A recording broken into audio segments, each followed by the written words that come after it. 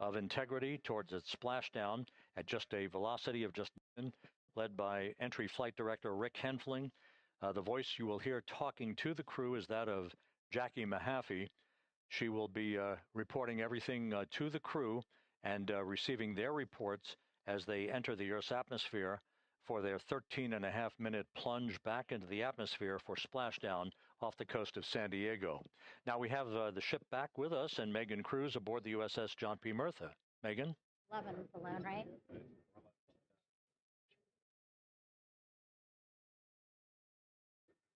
Hey, Rob, yeah, the excitement is really building here on the ship. I'm watching right now one of the weather balloons being lofted up from the ship. Again, weather balloons, very important for us to make sure that we are tracking the right kind of weather and also the data that's needed for what's called our Sasquatch team. Again, it's a team out of NASA that basically make sure that the debris that comes off of Orion, again, some of those pieces of the parachute system, make sure that they don't fall on us here in the sea and also our aerial assets, our folks in helicopters. So watching that float away right now. But with me right now is Captain Eric Kenny. He's the commanding officer of the John P. Murtha naval ship. Thank you so much for being here. There are so many moving parts that you have to keep an eye on. That's absolutely right, yeah. But first of all, on behalf of the crew of USS John P. Murtha, Megan, thanks for having me on today.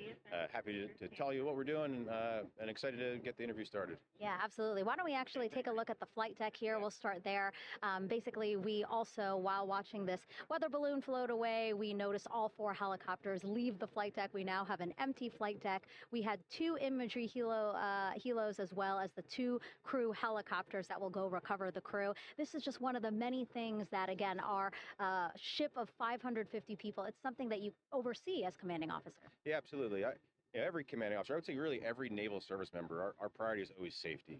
And as the commanding officer, I take that as one of my primary roles here on board. Mission accomplishment is important, safety always.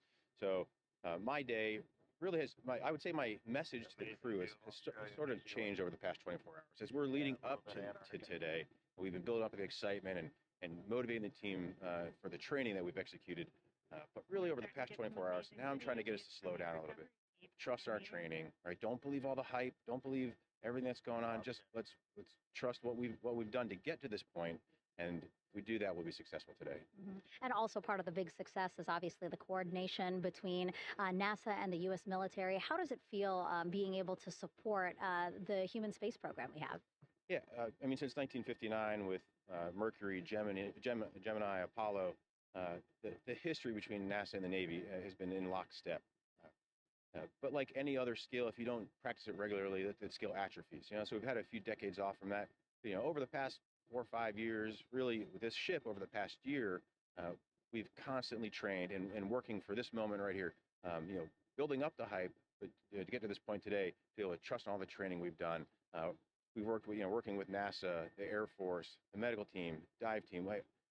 You want to talk about high performance organizations coming together, working in unison? We are seeing that here on board the USS John P. Murtha, and I can't be more proud of all the work everyone's doing. Yeah, you had some great words this morning saying just that, again, that it's really nice to see everybody working together and so excited. I mean, you just became the commanding officer of this ship back in February. How does it personally feel for you to be a part of this historic moment today? Yeah, I mean, first and foremost, I'd say any opportunity to command any warship in the United States Navy is a tremendous honor, is a pinnacle of any naval officer's career. That being said, as my change of command was approaching, and I realized that Artemis was going to be in the window here, to say that I'm humbled and honored to be here is an understatement. What really just excites me is the opportunity to see this crew, who has been training so hard over the past year plus, come together. It is what inspires me. Listening to NASA and the ownership and pride they take, they make my crew better. I think we're making NASA better together. That synergy is something that I'm happy to see and hopefully take forward with me in my career. Yeah, it's all about partnerships. We couldn't do it without you, and we couldn't have gotten to the moon without our international partners as well. So thank you so much, Captain. It was really great to have you here today. Thanks, Megan. Awesome. All right, Rob, back to you. Thank you, Megan. Back here in Mission Control in Houston. We just had a quick view of the crew. We'll get that view back, and there they are again. Here in Mission Control, the entry team of flight controllers led by Rick Henfling and Jackie Mahaffey serving as the spacecraft communicator. We have just handed over communications links from the Deep Space Network that we communicated with the crew through from the time of the translunar injection burn back on April 2nd. We've just handed back to the Tracking and Data Relay satellite system as we prepare for the crew module service module separation that will take place just 17 minutes from now. With the Earth looming in front of Integrity as it barrels back for a splashdown of the Pacific just 50 minutes from now, we're just 5,700 nautical miles from splashdown. Just one other quick note about the comparison from the Artemis 1 entry profile to the Artemis 2 entry profile and how that is serving as a extra layer of protection for Integrity's heat shield. The Artemis 1 entry had an entry range of some 3,178 nautical miles, a very long downtrack, and a very longer period of exposure to heat loads than we're experiencing tonight. It also had that skip entry profile that we discussed earlier, dipping into the Earth's atmosphere, then back out, then back in. It was about 20 minutes of exposure. Integrity, Houston, comm check on Tierra. Jackie, we have it loud and clear on Tierra. We have you the same. And there's one of the weather balloons being deployed from the USS John P. Murtha.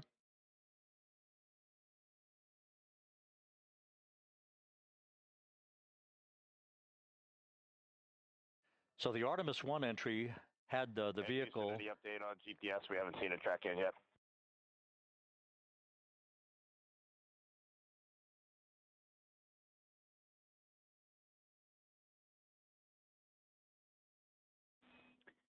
Reed, we are watching. We are starting to get into the window where they may start acquiring, so should be within the next 10 minutes. Okay, sounds good. We're holding at step 17 and getting ready for CMRCS hot fire.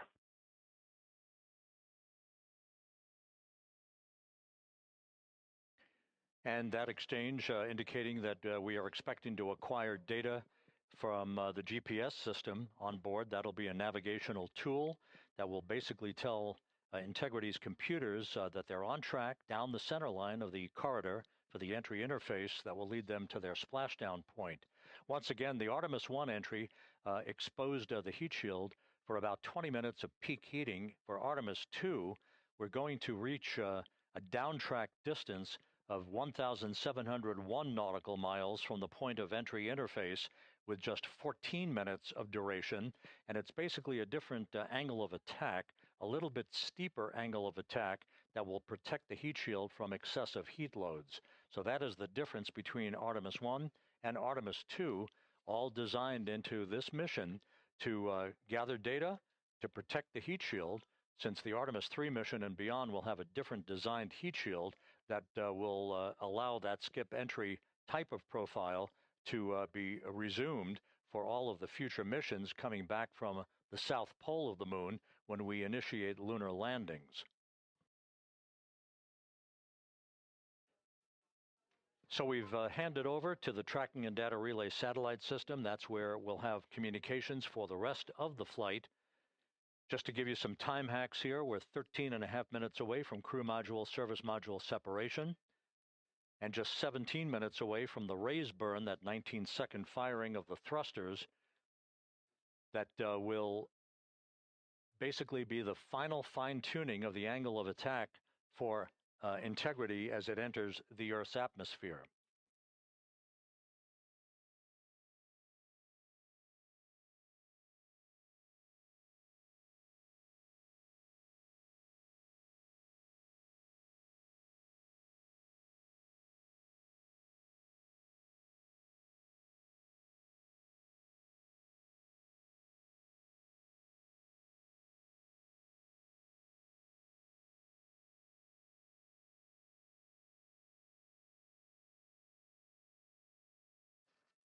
And once again, a dueling box view of some of the assets that are involved in recovery operations today.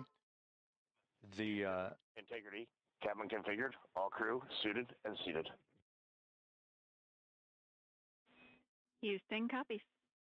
That confirmation from Reed Wiseman aboard Integrity, as you see the assets being deployed to the splashdown zone. At the time of splashdown, we expect the John P. Murtha to be about 5 miles away from Integrity, keeping a safe distance until we are sure that the vehicle is in the water and upright, and that it is in a good configuration system-wide for the recovery teams to begin to approach the vehicle to erect that inflatable raft. 2 minutes to CM RCS warm-up hot fire. We're ready. That call from spacecraft communicator Jackie Mahaffey indicating that we're 2 minutes away from a quick burst of the reaction control system.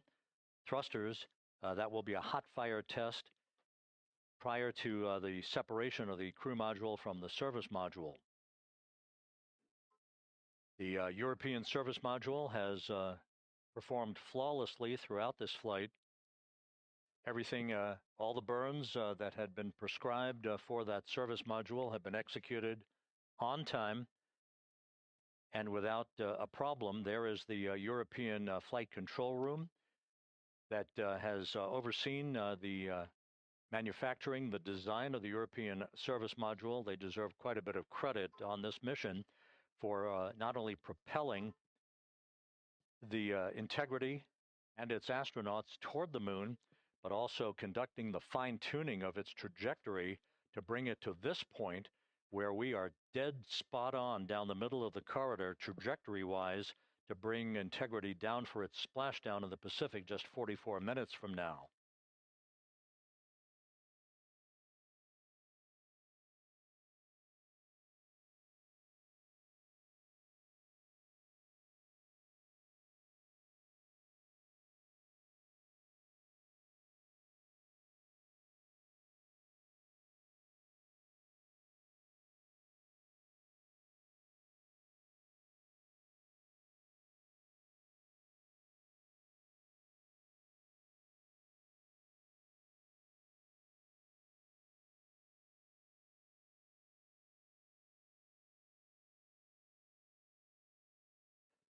What you're looking at is a computer-generated visualization based on real-time telemetry from Integrity, currently traveling about 16,000 miles an hour.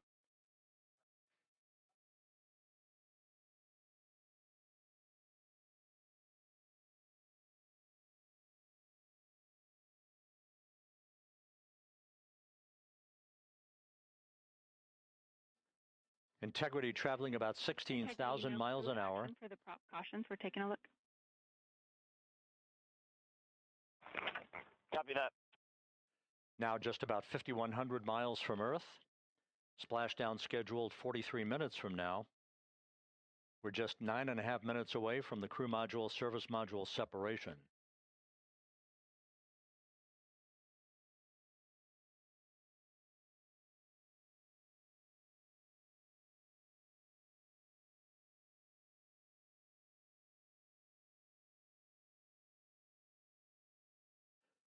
We are confirming. Integrity, we are assessing details, but so far looks like a good hot fire. Looks good on board, Jackie. Thank you. And Jackie Mahaffey took the words out of my mouth. I was just about to say that we had a good hot fire test of the thrusters in advance of the crew module service module separation that's coming up just 8.5 minutes from now. This will begin the period in which we will have rapid-fire succession of critical activities on board that will lead to entry interface just 28 minutes from now, where the vehicle will enter the Earth's atmosphere at an altitude of 400,000 feet. The time of entry interface, 6:53 and 30 seconds p.m. Central Time.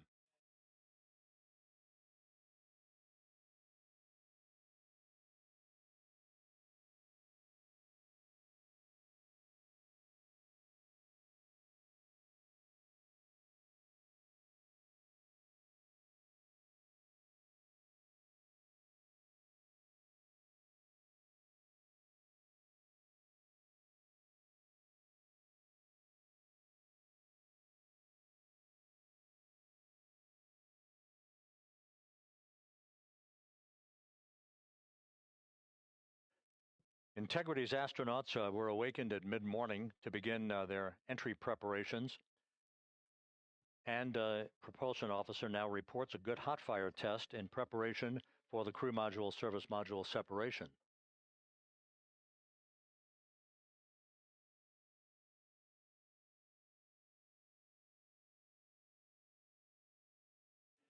We're now inside 41 minutes until splashdown.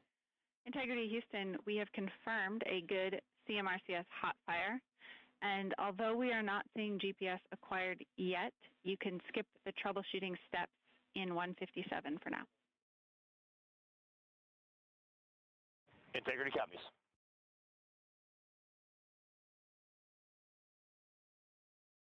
That GPS discussion indicating that we will be acquiring navigational data for Integrity through the Global Positioning System equipment on board. We just don't have it yet, but we will.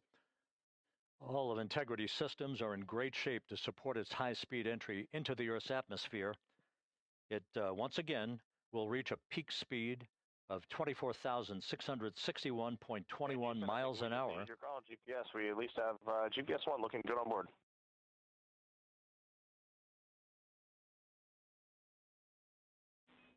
We are confirming.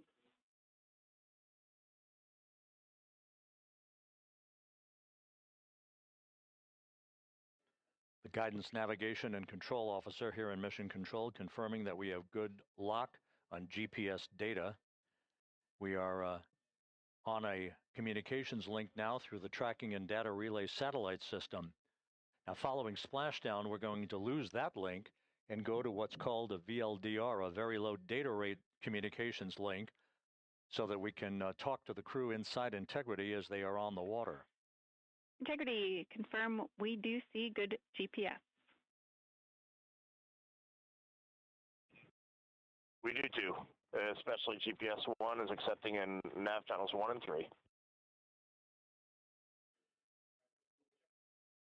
That GPS data is basically telling Integrity's onboard computers its position relative to the Earth, but its trajectory and its orientation according to flight dynamics and the guidance, navigation, and control officer is spot on. We have now armed the pyros for the crew module service module separation coming up less than 5 minutes from now.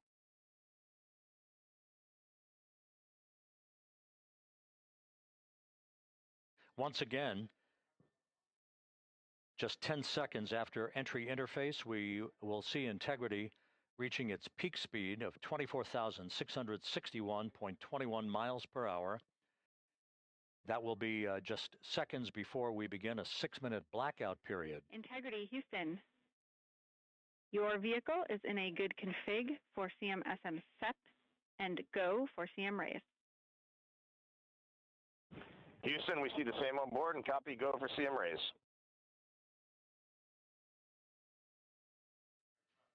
That CM raise referred to as the slight firing of 19 seconds by Integrity's thrusters with a change in velocity of 9.9 feet per second, a slight nudge of the aft end of the vehicle so that it's tilted a bit upward, providing the final angle of attack as the vehicle enters the Earth's atmosphere.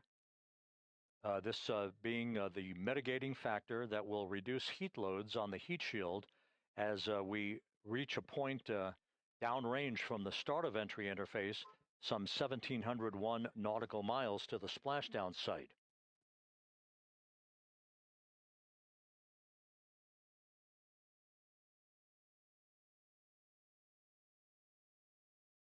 Integrity systems in excellent shape. We are currently 3,300 nautical miles left in this mission. Splashdown scheduled 36 minutes, 39 seconds from now.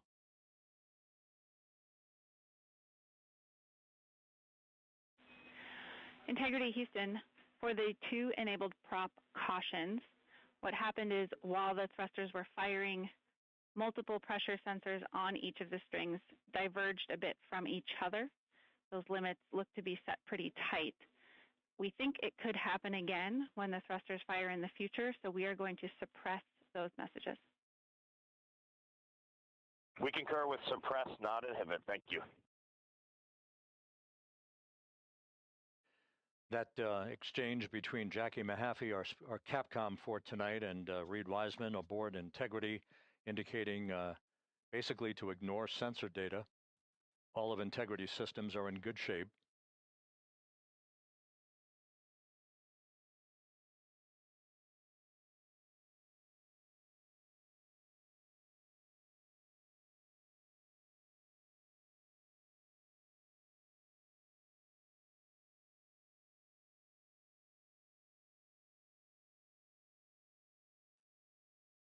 Now, coming up on about 90 seconds till the crew module, service module separation.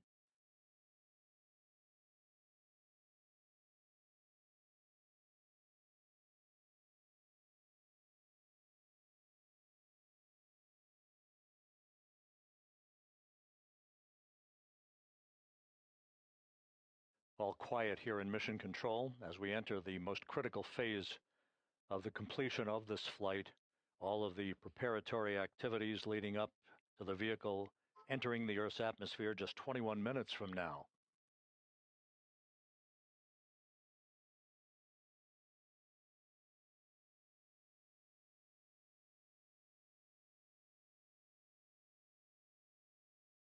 Coming up on 1 minute. Mark 1 minute till crew module, service module separation.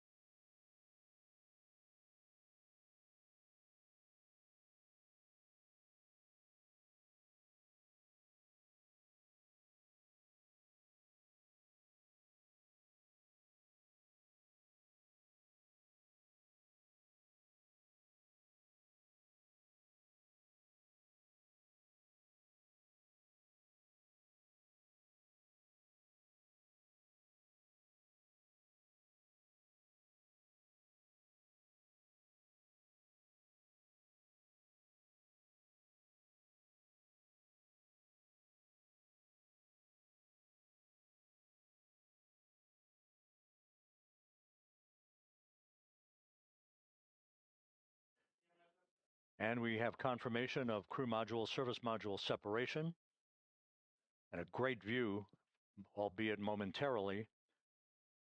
Houston, good stuff on board. Houston copies and concurs. The European service module now separated from Integrity, a job well done. Integrity, no action for the 4 CDH cautions. Those are SM related, not applicable. Integrity.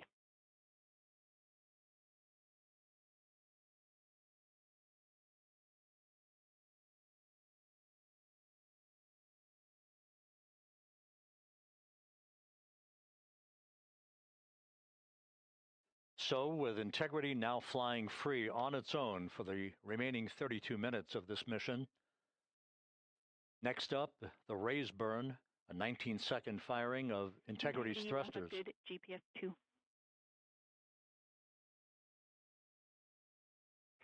Integrity copies, good GPS 2. Coming up on the 2-minute mark until the raise burn. Again, this is the final tweaking of the orientation of Integrity to put it in the right angle, if you will, the angle of attack that it will fly in during its entrance into the Earth's atmosphere. Entry interface now just 18 minutes, 25 seconds away. This is a visualization, but driven by real-time telemetry. This is the maneuvering of Integrity to the raise burn orientation. Just 2,800 miles from Earth.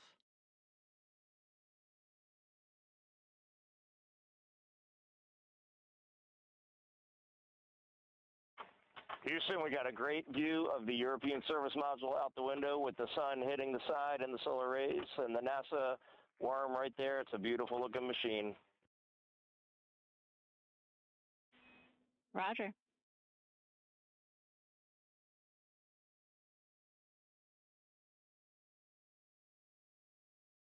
And we have completed the maneuver to the raise burn orientation, 1 minute away from the raise burn.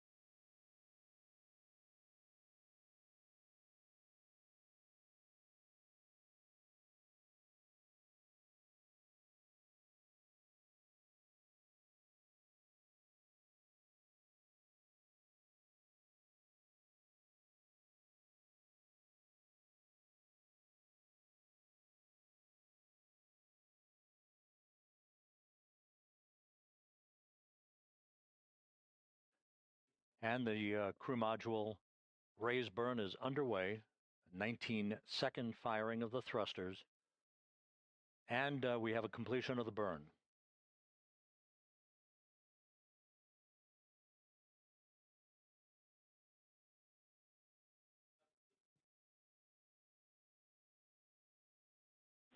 Integrity, good. CM raise burn. Your flight path angle is within limits.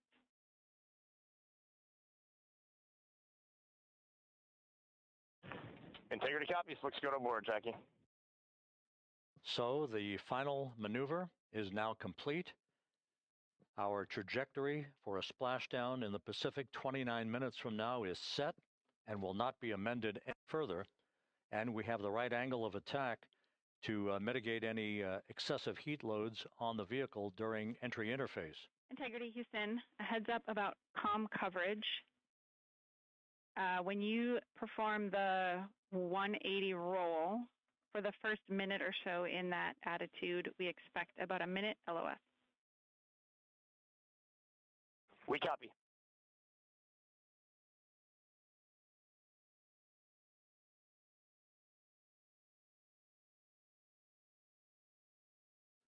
So for those who are watching the series of events coming up, we will enter the first traces of Earth's atmosphere 14 minutes, 45 seconds from now. 6:53 and 30 seconds is what is pegged for entry interface at an altitude of 400,000 feet, traveling at approximately 34,800 feet per second, range to touchdown or splashdown 1,701 nautical miles. 24 seconds after entry interface, we will enter a 6-minute blackout period in which we will lose communications with the crew. This is expected due to the buildup of plasma around the vehicle. That's an ionization effect due to the collision, if you will, of the velocity of the spacecraft with the friction of the Earth's atmosphere.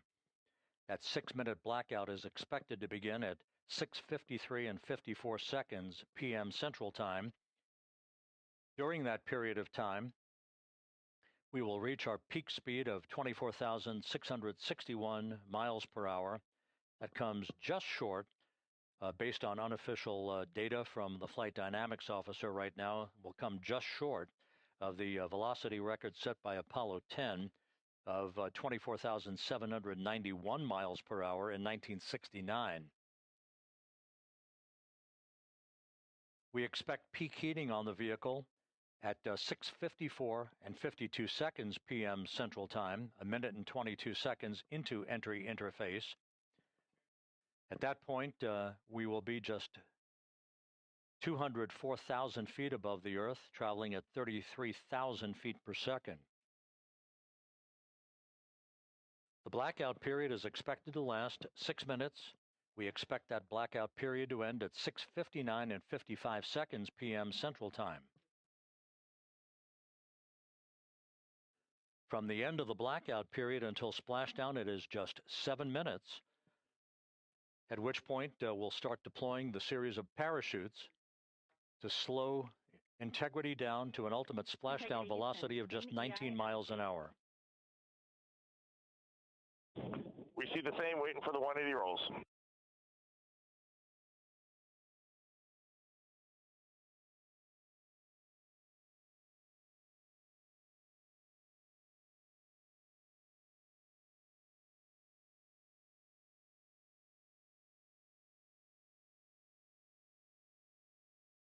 The parachute deployment sequence, once again, will come in several segments, but in rapid fire succession. And we have a great view of the moon out window, too.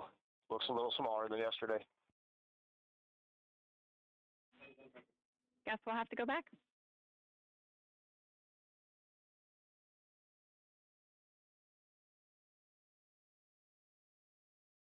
Reed Wiseman and Jackie Mahaffey exchanging discussion on a view of the moon that Integrity's astronauts are seeing in the final minutes of this mission that will be completed with splashdown just 25 minutes from now.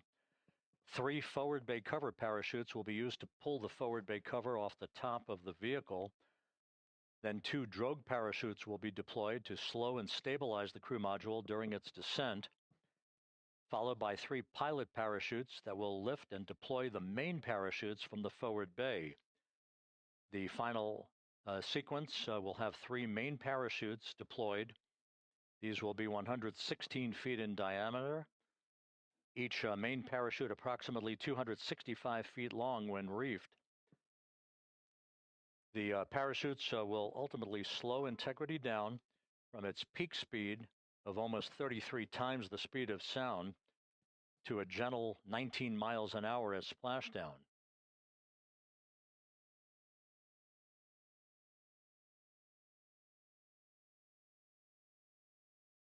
The vehicle is now currently in a roll to the proper attitude for entry interface.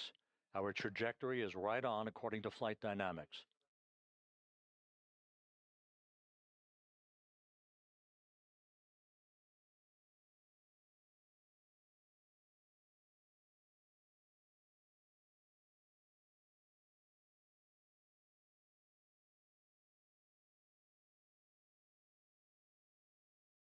Integrity is on a trajectory from southwest and northeast across the Pacific Ocean, descending at a rate of 15,000 feet per second.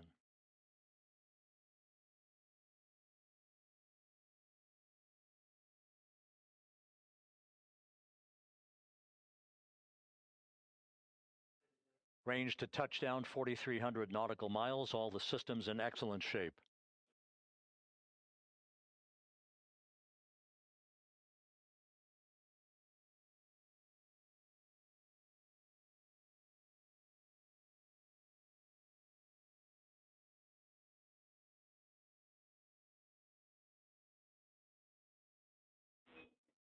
Integrity, Orion in the EI roll 180 attitude. Looks good on board, Jackie.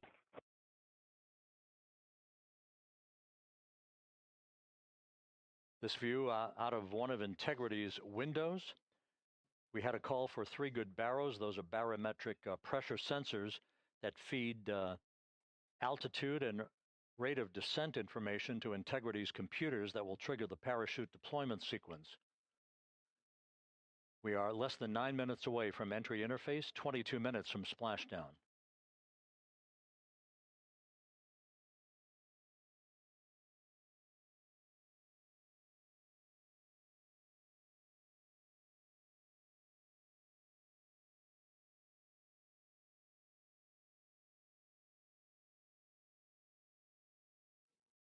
You can see the reflection of one of the crew members in the window.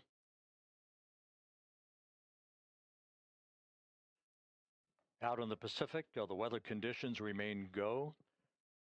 Just a few clouds, some scattered clouds, winds at 10 knots, wave heights just about 4 feet. A gentle day in the Pacific for the homecoming of Integrity's astronauts.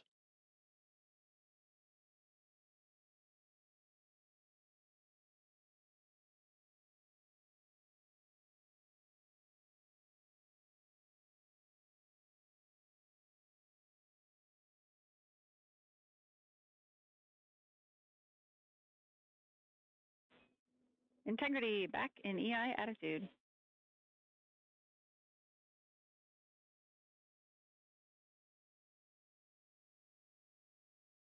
We see the same on board, Jackie.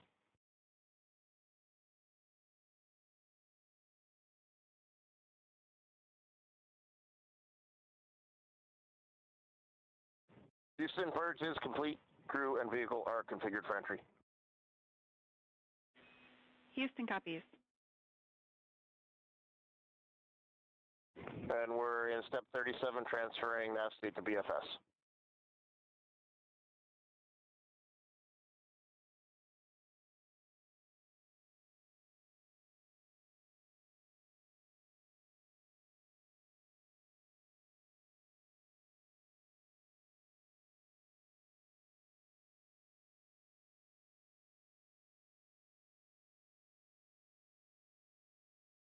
And Houston, in instruction 509, we are not below 0.2.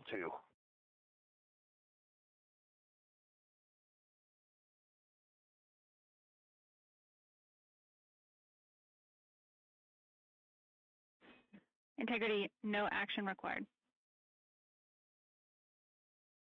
Integrity.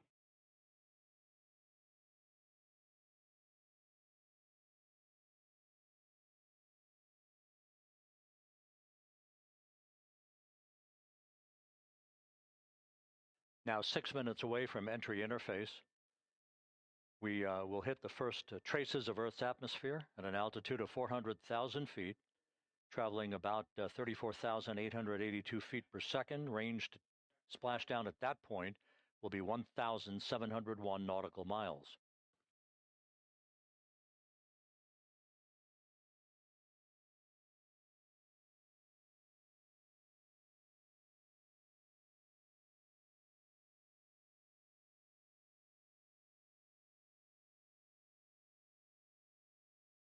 And once again, just a reminder, some 24 seconds after entry interface, we do expect to lose communications with the vehicle and the crew during a 6-minute blackout period when a plasma shield will build up around the spacecraft due to the ionization, due to heating effects.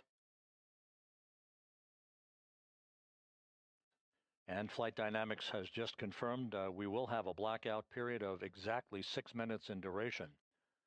And once again, that's due to the fact that a plasma buildup around the vehicle will prevent communications and data, so we will not be able to talk to the crew members at that time, nor will we receive data here in the flight control room. Houston, everything is looking good on board. Just confirm no pre-EI downloads. Houston concurs. That blackout period to begin at 6:53 and 54 seconds p.m. Central Time, and again will last about 6 minutes in duration.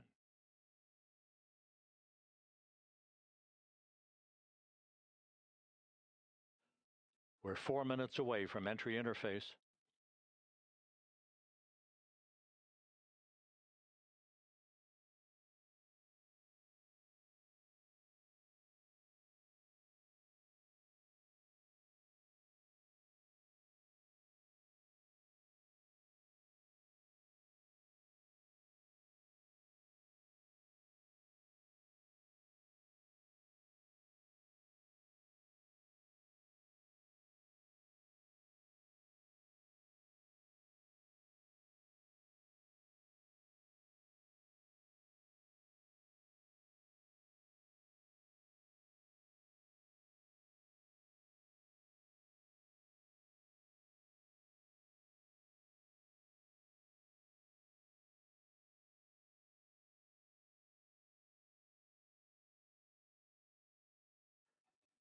This view from Integrity as it crosses from southwest to northeast across the Pacific Ocean, 3 minutes from entry interface.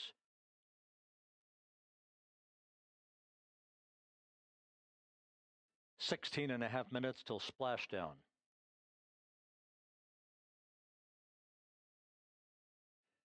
The USS John P. Murtha and the recovery team is on station and in position, as are the airborne imagery assets that we hope to receive imagery from as Artemis enters the Earth's atmosphere and through parachute deployment.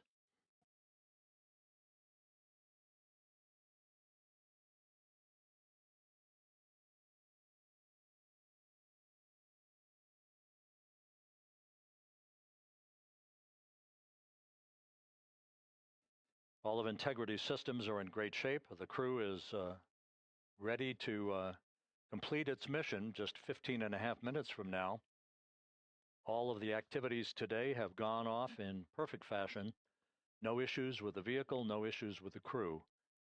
And the weather at the splashdown site is go.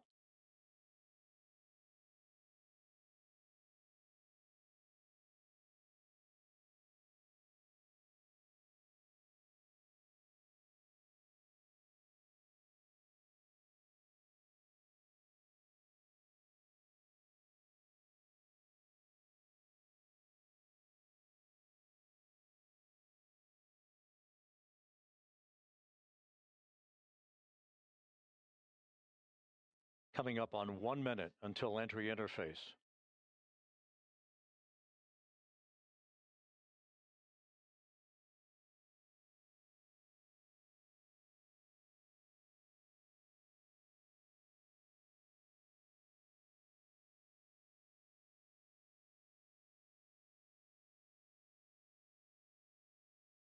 Mark 1 minute until entry interface. 1 minute, 20 seconds until the expected start of our 6-minute blackout. Integrity, 1 minute to a 6-minute blackout. Integrity.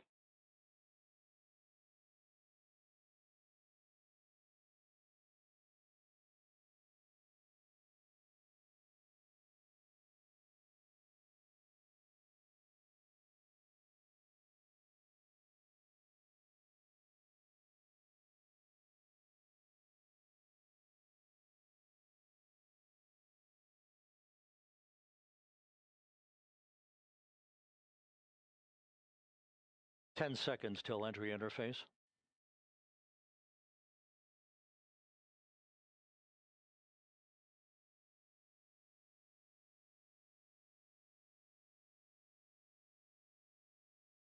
And we have crossed the threshold, now entering the Earth's atmosphere.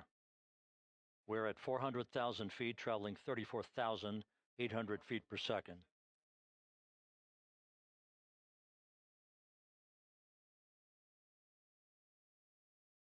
Time to splash down, 13 minutes, 10 seconds.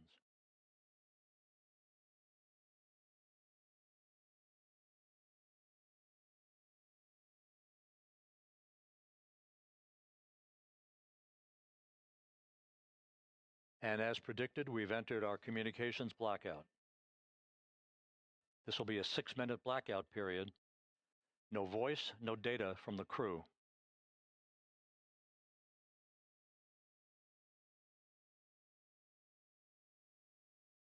We're 30 seconds away from the anticipated point of peak heating on the vehicle, where temperatures will rise to about 4,000 to 5,000 degrees Fahrenheit. This is the true test of our trajectory.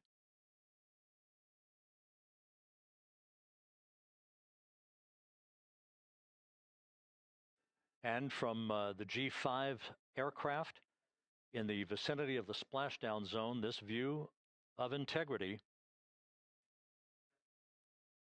So that pinpoint of light shows the vehicle as it enters the period of peak heating in the Earth's atmosphere, the first tug of gravity being felt by Integrity's astronauts since their launch back on April 1st.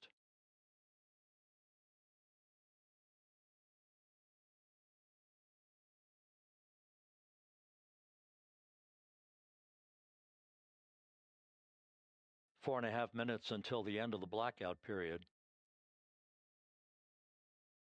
Time to splash down, 11 minutes, 33 seconds.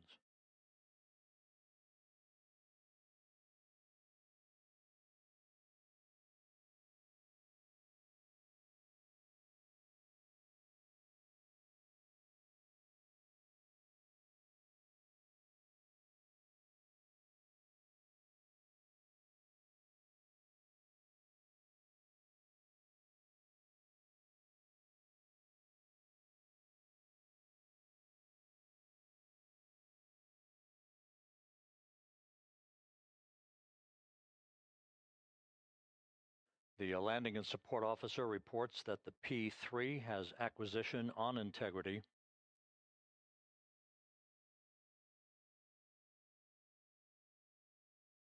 Three and a half minutes left in this blackout period. This is a visualization of the plasma buildup around the spacecraft and the repelling of that heat on Integrity's heat shield.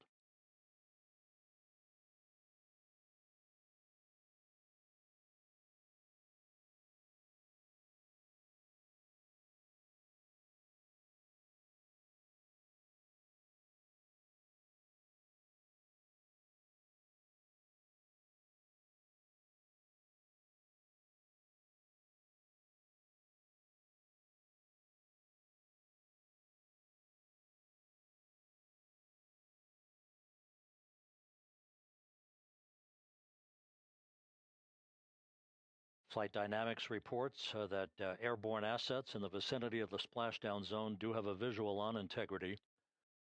Still 2 minutes and 40 seconds left in our blackout period. Time to splashdown, 9 minutes, 35 seconds.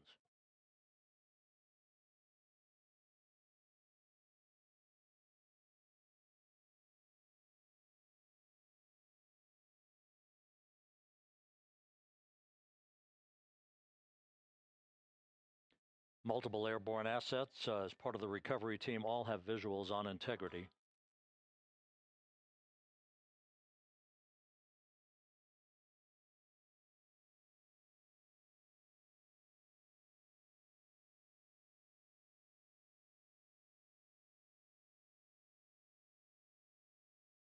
And the WB-57 flying in the splashdown zone also has a visual. And the Navy helos also have visuals.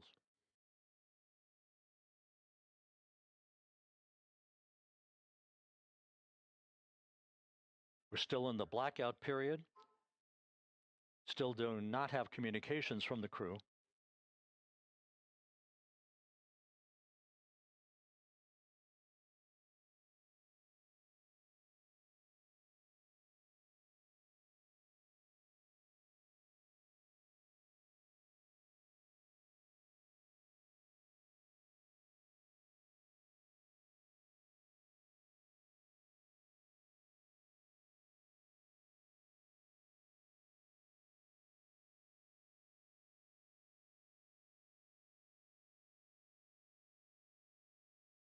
We're standing by for communications from the crew.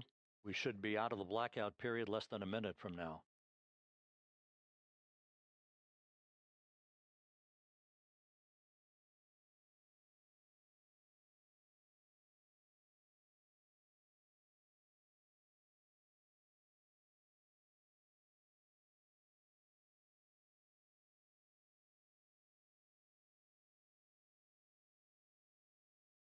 We are now processing data from integrity.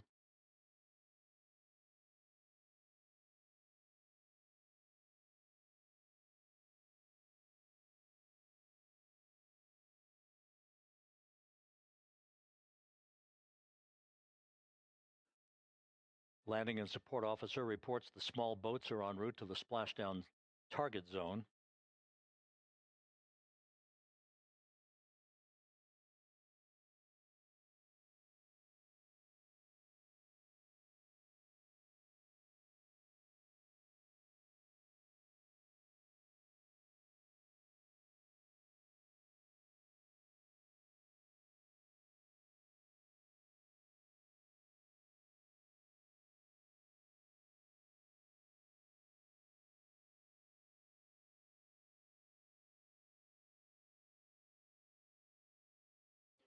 Passing through 150,000 feet, our trajectory is perfect.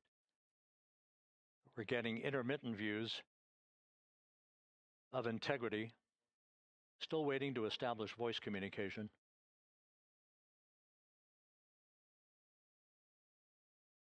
Integrity, Houston, comm check, post-blackout. Houston, Integrity, we have you loud and clear. Your trajectory is nominal, and your recovery teams have visual. Guidance looks good. No action for the enabled internal camera controller fail. Big cheers from the viewing room here in Mission Control as voice communication reestablished with Commander Reed Wiseman. For America and a waiting world, Integrity is 5.5 minutes away from coming home.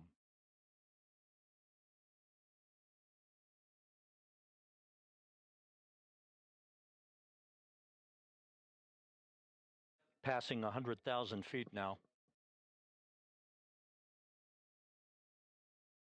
Range to splashdown 19 nautical miles.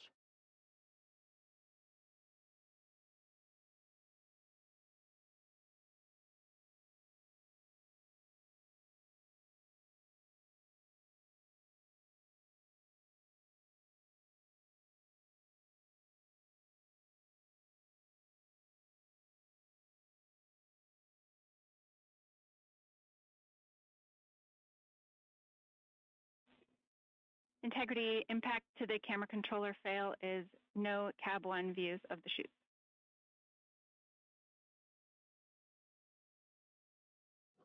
Integrity. We're processing good data through the GPS system. A good view of Integrity, time to splashdown 4.5 minutes.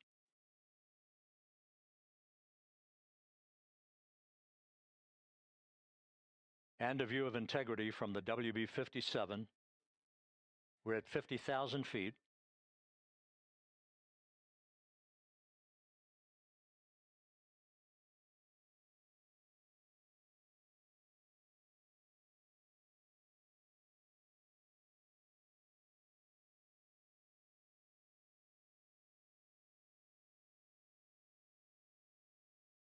The pyros are armed for forward bay cover jettison.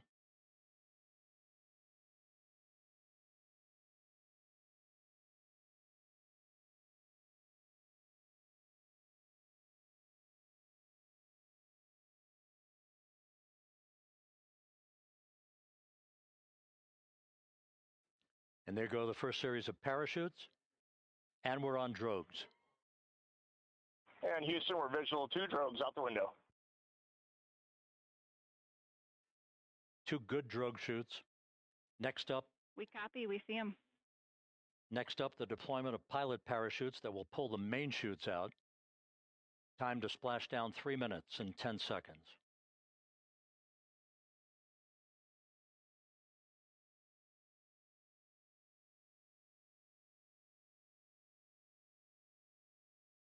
Perfect descent rate according to flight dynamics. Good rate on 2 drogues.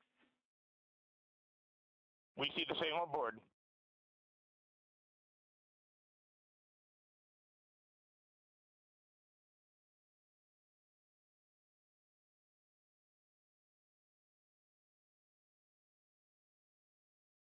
Passing through 10,000 feet, still on drogues.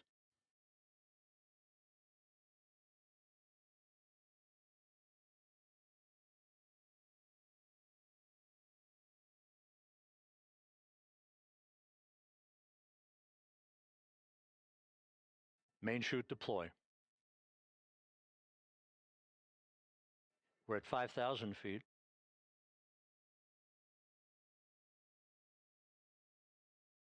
Search and recovery beacon has been activated on Integrity. And we have 3 good main chutes. Good 3 main chutes, good reefing, good descent rate. Good rates, and we see 3 good-looking parachutes.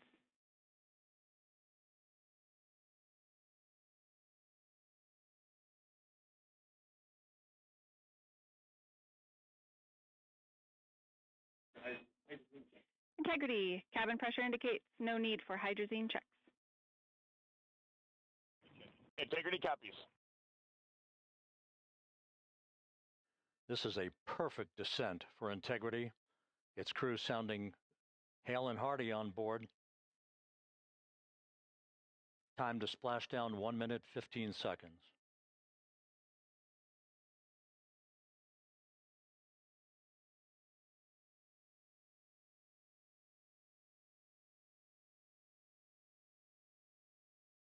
Integrity about to complete a journey spanning 694,481 miles from its launch from the Kennedy Space Center back on April 1st, and a trip around the moon.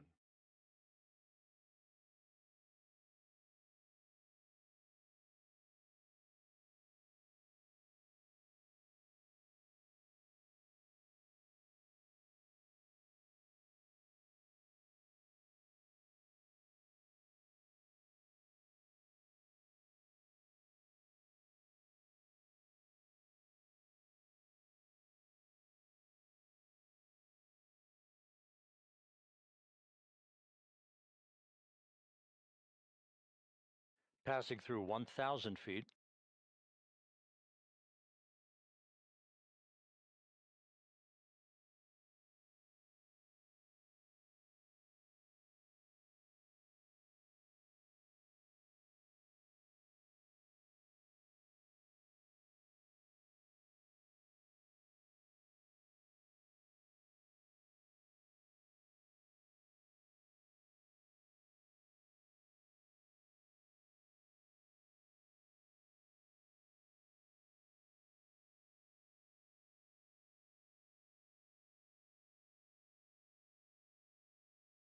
Houston Integrity, splashdown, sending post-landing command now.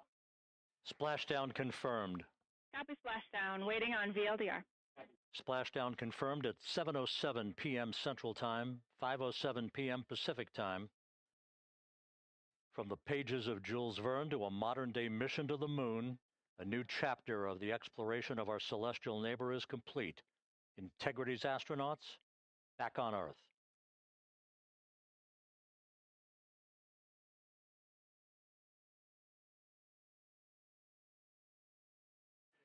And the landing and support officer reports the vehicle is stable 1.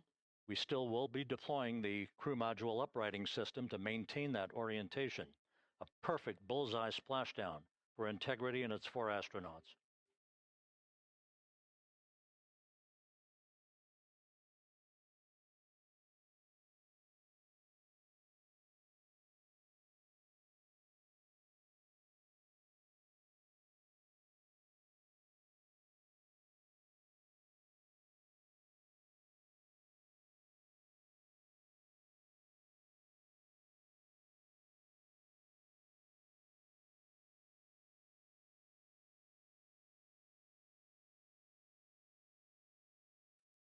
The unofficial splashdown time, 7:07 and 47 seconds p.m. Central Time. We'll get that refined for you.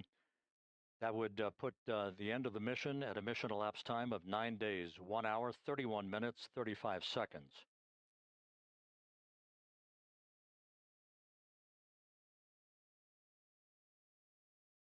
And we're configuring for very low data rate.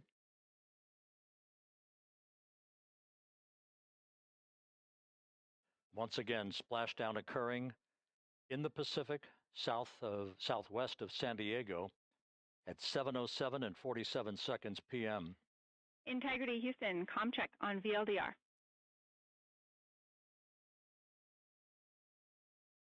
Houston, we have you loud and clear on VLDR. How us?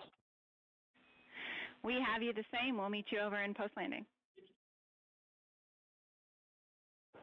Perfect communications established. A journey. We are stable 1, 4 green crew members. Houston copies all.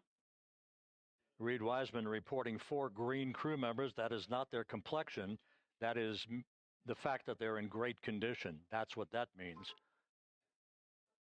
So stable 1, upright. The crew module uprighting system is being deployed. The 5 airbags being inflated through helium to maintain the upright configuration for the vehicle.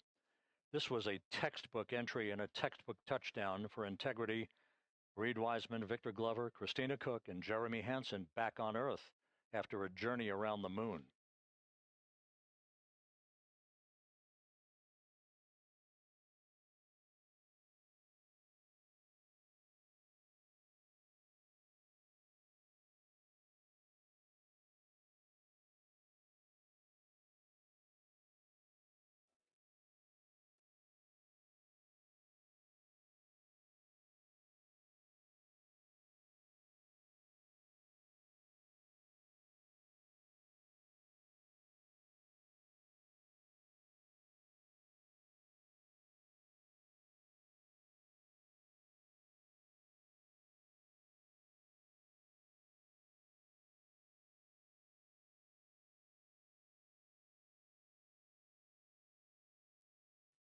We continue to monitor the functioning of the CMOOS system.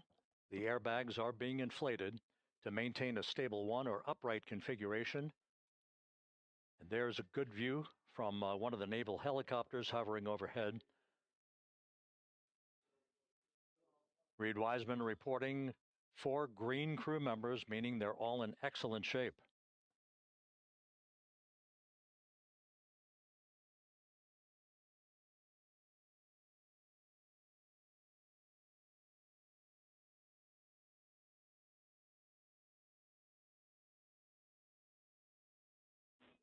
Integrity Houston for SAR beacon and radio. SAR beacon is in for 06, and we're powering the radio now. Go ahead. We see the beacon on. However, the recovery team is not seeing the signal. Your SAR radio uses the same antenna, so you may run into trouble with the radio. Okay, copy. And we are also powering up the sat phone now.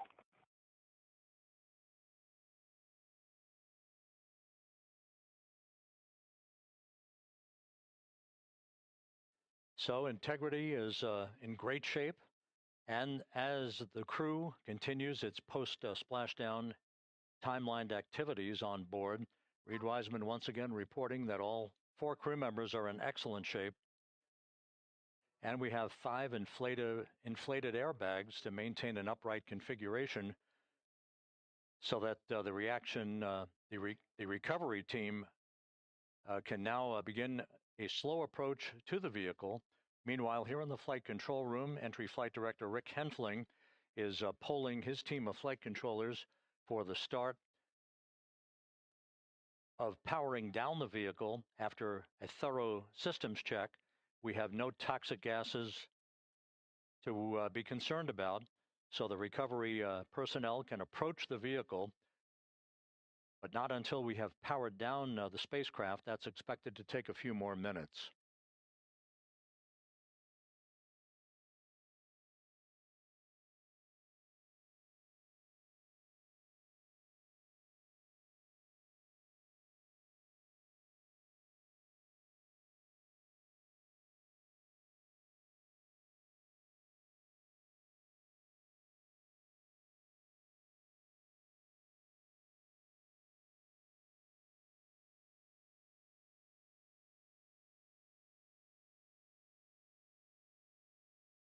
Integrity back on Earth following its historic flyby of the moon. It was, for all intents and purposes, a textbook mission. On 28, but I'll remain on this frequency. We copy.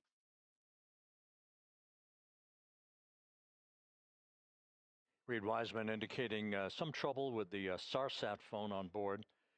But that's not an issue. What is more important is that the vehicle is solid. No issues as we begin the power down of the vehicle to begin the recovery process.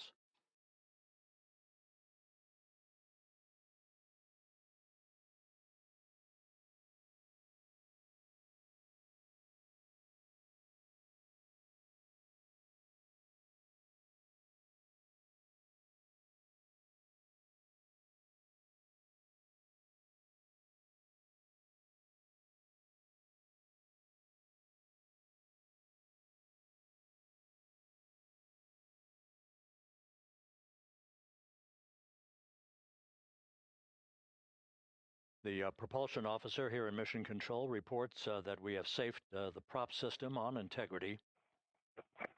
Can you say again? That was very weak and broken. Integrity Houston did not call.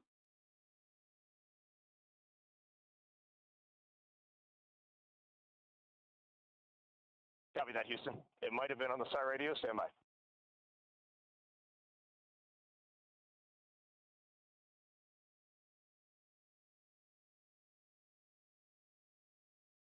All of the milestones were executed in perfect fashion.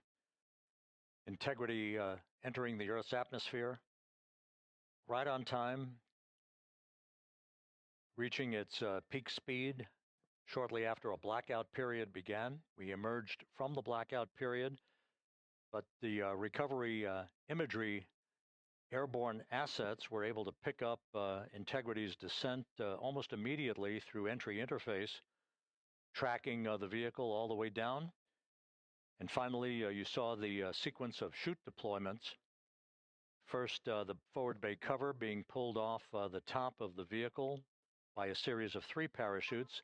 Then the drogue chutes were deployed, followed by the 3 main chutes that slowed the splashdown velocity of Integrity to just 19 miles an hour.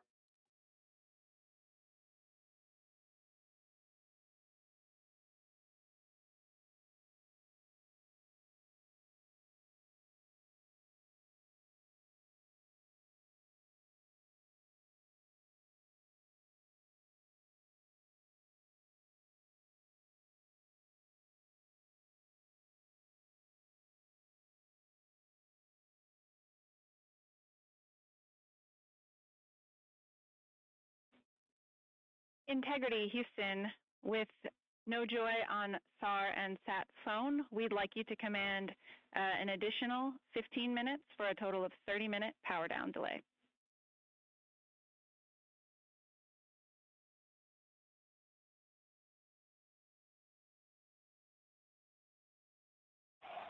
All right, Jackie, we have selected T/D+30. No joy on SAR radio or sat phone. And stand by, we have the master diver on SAR radio. Please hold comms. Hey, Lily. Excuse me. Hey, Jackie, we just got the master diver on SAR.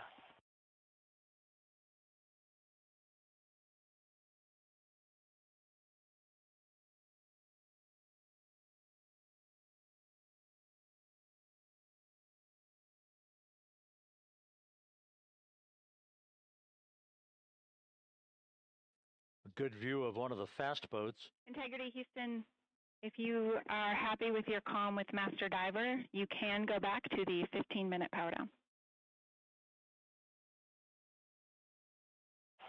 Okay, stand by. Yeah, we'll confirm here in a second. The crew on board Integrity coordinating with the flight control team in Houston here in Mission Control on the timing of the power down of the vehicle, which will be the precursor to the recovery teams approaching the spacecraft. There are no issues with Integrity. We've had a bit of broken capability in establishing a SARSAT or satellite phone communications capability between the crew on board Integrity and the recovery team. That will get sorted out here shortly. There's plenty of cooling on board Integrity, so there's no rush to begin the power down. I tried to call you on the sat phone and not getting an answer there either. Concur, we haven't had anything come through.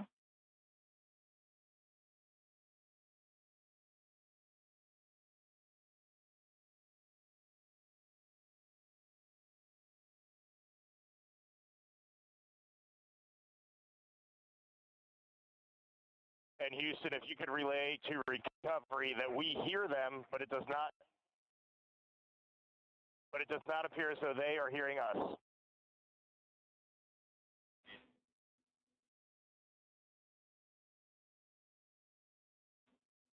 Houston copies, and Reed, just to confirm, you are pushing the PTT on the radio.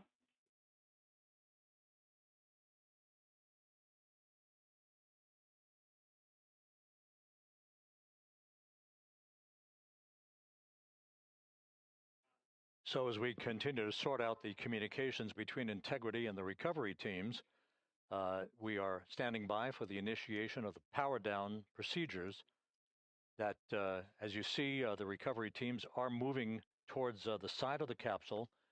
The next major event will be the erection of that large inflatable raft called the front porch that will be the port of call for the crew as they're being extracted one by one from the vehicle.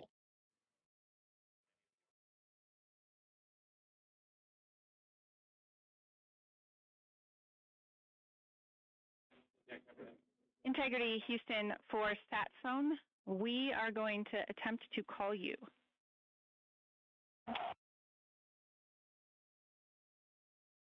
Good idea, standing by.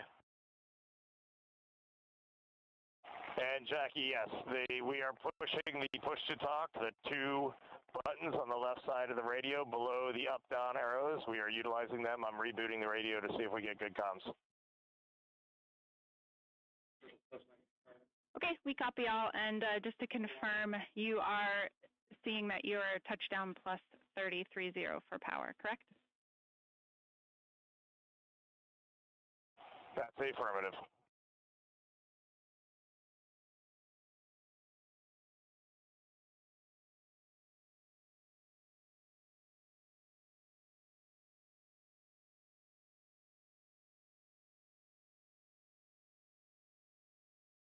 We are trying a backdoor approach to have Mission Control here call the crew on their satellite phone.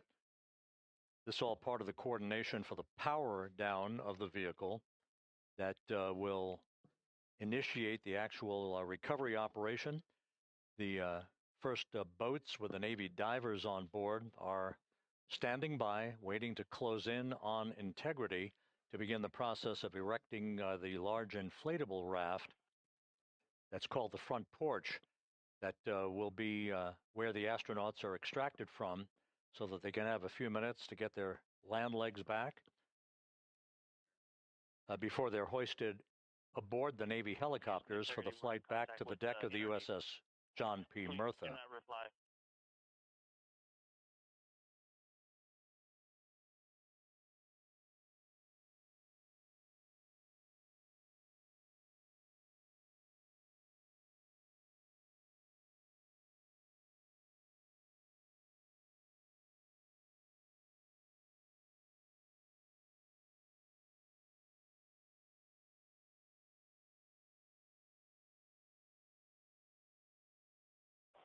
And Houston, please don't reply. NRD, very weak,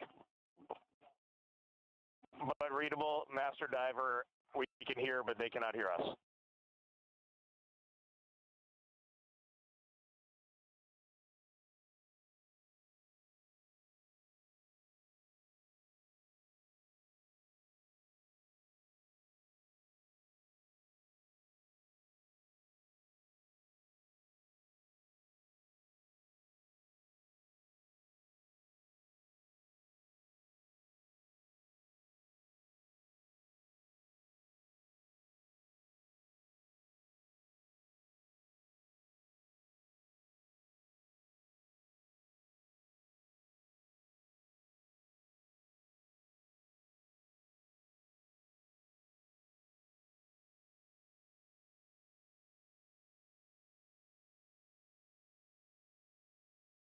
And Houston on OE1, is there any chance to tie us into NRD?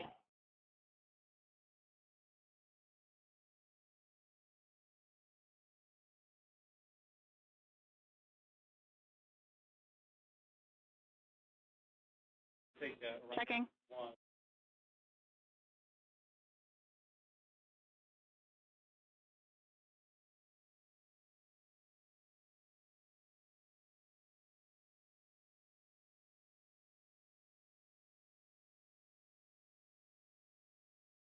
This is Mission Control, Houston. While we stand by for the establishment of communications between Integrity and the recovery team that is basically standing by very close to the spacecraft, we're going to go to the deck of the USS John P. Murtha, where Megan Cruz is standing by with Administrator Jared Isaacman.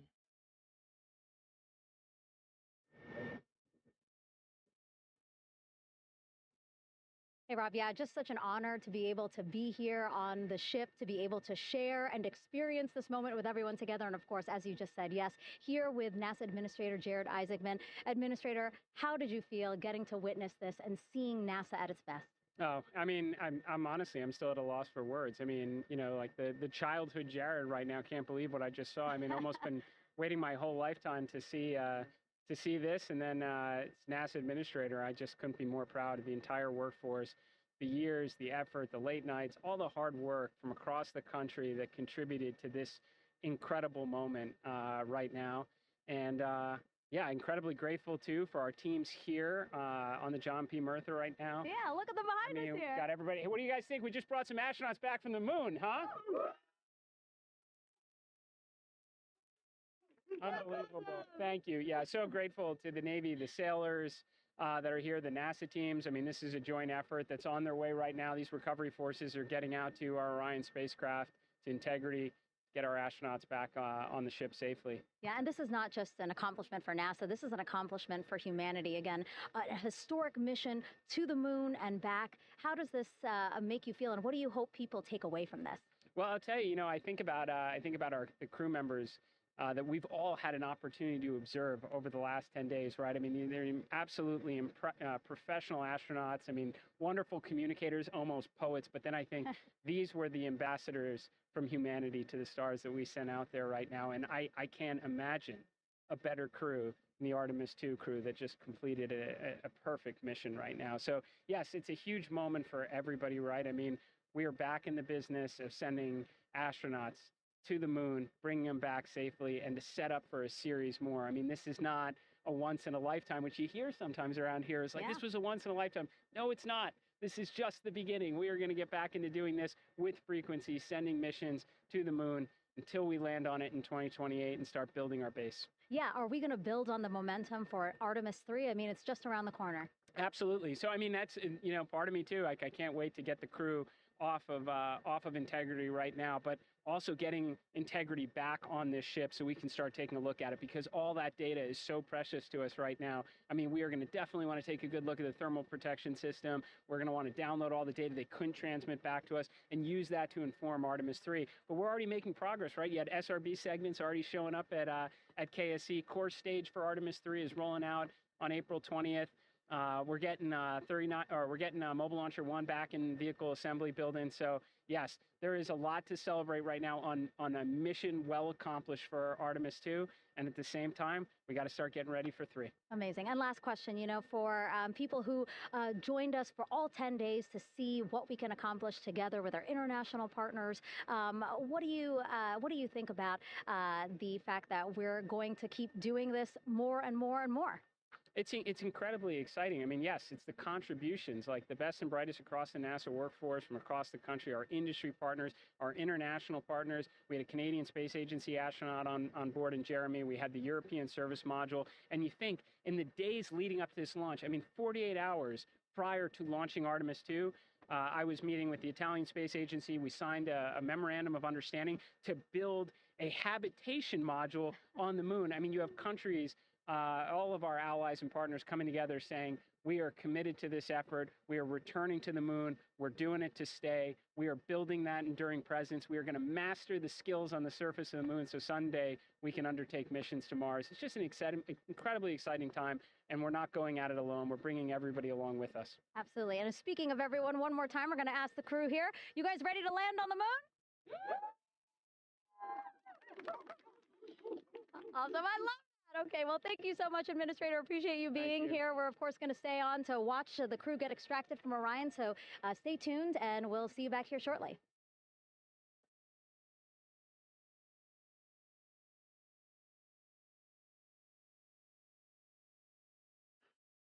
Thank you, Megan, and thank you, Administrator Isaacman.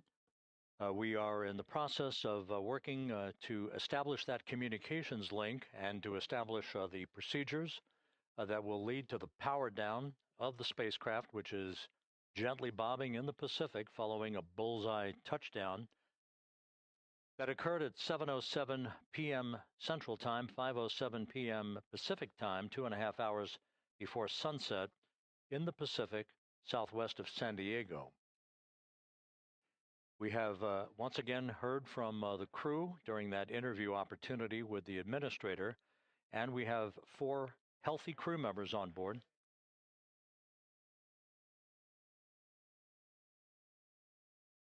We now have confirmation that the vehicle has been powered down as per the procedures. So we have vehicle powered down, and the flight control team here in Houston, Flight Director Rick Henfling, has handed over mission authority to the Exploration Ground Systems team out in the Pacific. Now, we will physically not get off console with this team until the crew has been extracted into the front porch, that inflatable raft that will be erected along the side hatch of Integrity. So we're standing by for that in the next step in the recovery procedures. But everything is in great shape, and we have 4 healthy crew members on board the vehicle.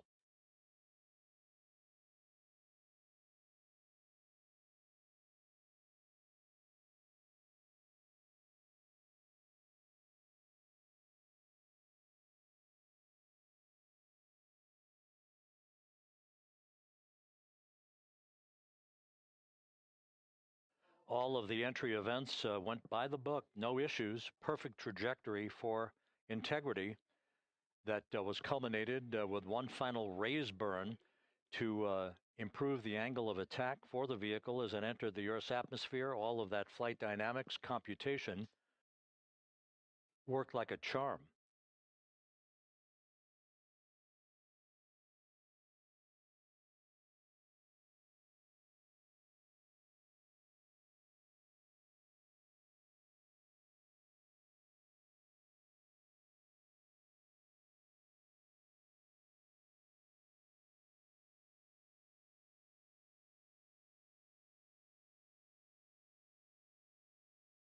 So we are standing by for the recovery team to approach Integrity and begin the process of erecting that inflatable raft called the front porch, which will see the crew members be extracted from the hatch of Orion into that inflatable raft before they're hoisted aboard 2 Navy helicopters in a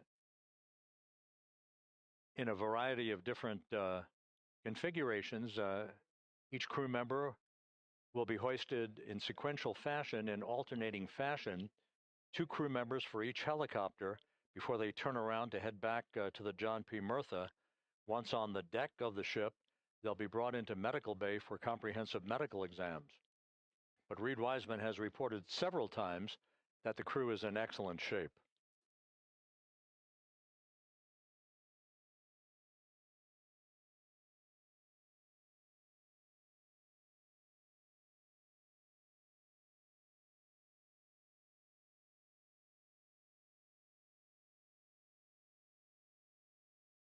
So just to recap, it has been some 26 and a half minutes since the splashdown of Integrity in the Pacific. The vehicle is in excellent shape. It performed like a champ all the way down through the Earth's atmosphere. All of the vehicle functions were checked off in excellent trip hammer fashion. The parachutes all deployed as planned. Splashdown occurring at 7:07 p.m. Central Time, 5:07 p.m. Pacific Time.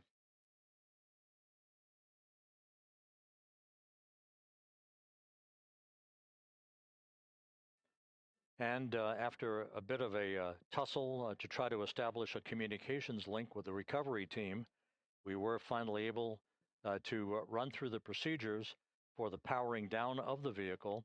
We've handed over mission authority to the Exploration Ground Systems folks out in the Pacific, and the recovery team will be approaching the vehicle shortly to erect the inflatable raft called the front porch before opening the hatch to Integrity to bring the crew members onto that raft before they're hoisted onto 2 Navy helicopters, 2 crew members for each helicopter, before they're flown back to the deck of the USS John P. Murtha.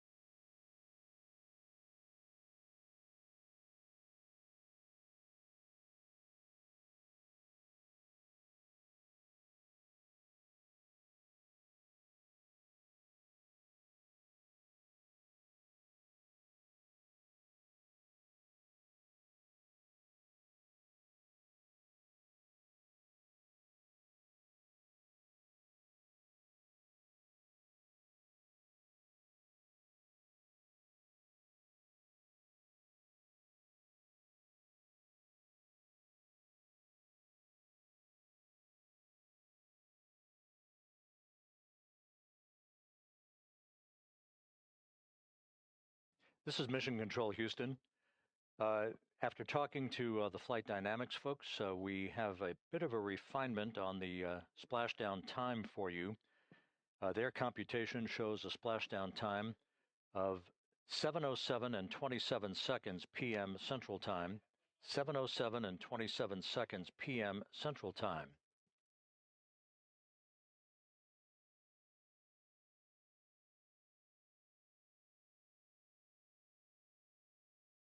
That would equate to a mission elapsed time of 9 days, 1 hour, 32 minutes, and 15 seconds.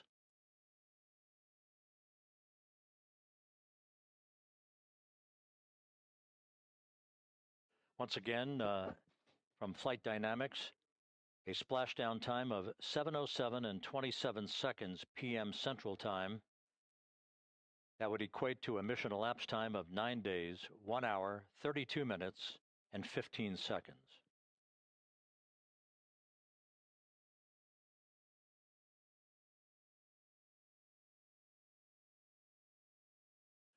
Reports from the Pacific indicate that the recovery team, in communications with the crew aboard Integrity, that the crew remains in excellent shape as they await the approach of the team for a final hazard gas evaluation before they move to the side of the vehicle to erect the inflatable life raft called the front porch.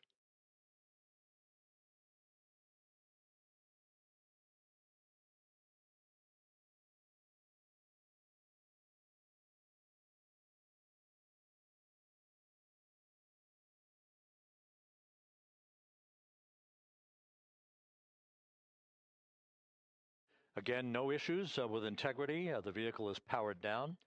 All of its systems are now safed.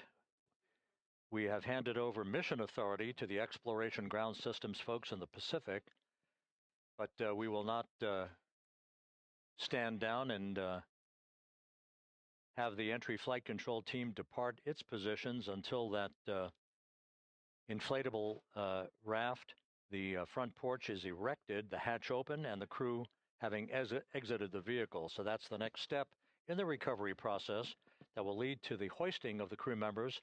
For 2 crew members for each helicopter, they'll be hoisted to a pair of Navy helicopters that will then fly a short distance back to the USS John P. Murtha. What you're looking at is one of the fast boats circling the vehicle to make a hazard assessment.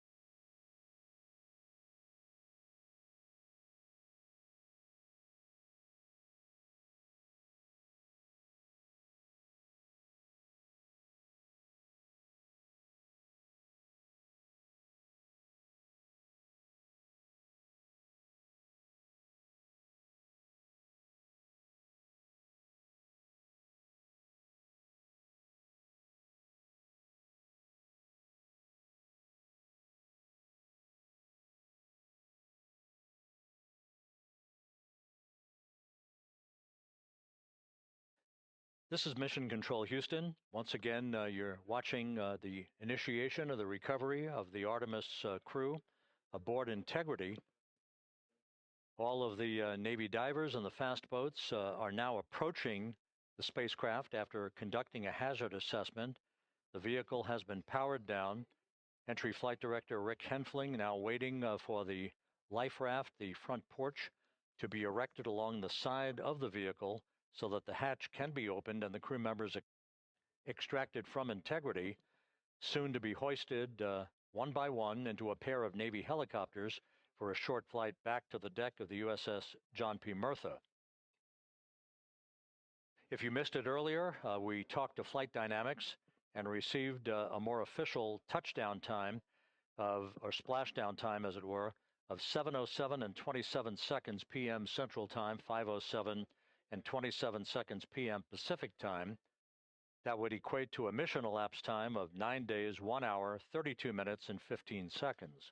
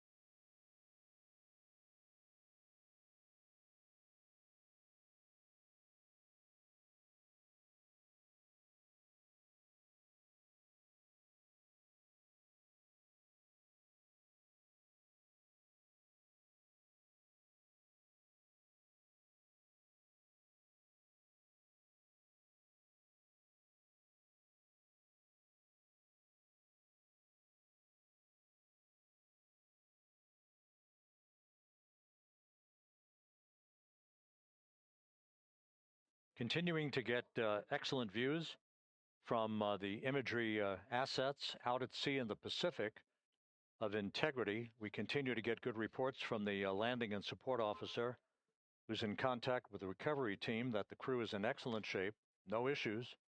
They're just currently biding their time, waiting for the front porch to be erected. We have no hazardous hazard gases and no hazardous situation with the vehicle. It performed perfectly all the way down from entry interface to its splashdown in the Pacific at 7:07 and 27 seconds p.m. Central Time. And as you can see, the first phalanx of recovery personnel now pulling up alongside of Integrity.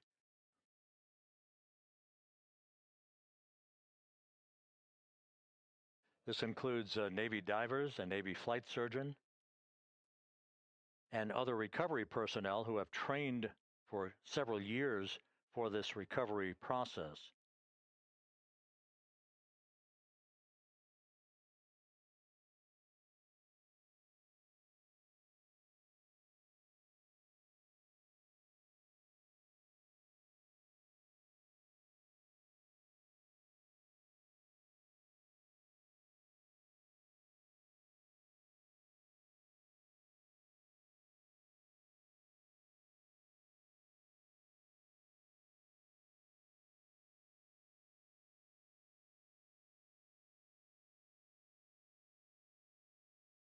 At this hour, some 41 minutes following splashdown, the vehicle has been powered down. There's no hazardous gas emanating from the vehicle. That's why the first team of recovery personnel has been able to pull alongside Integrity, and the reports continue to come in that the 4 astronauts are in excellent shape.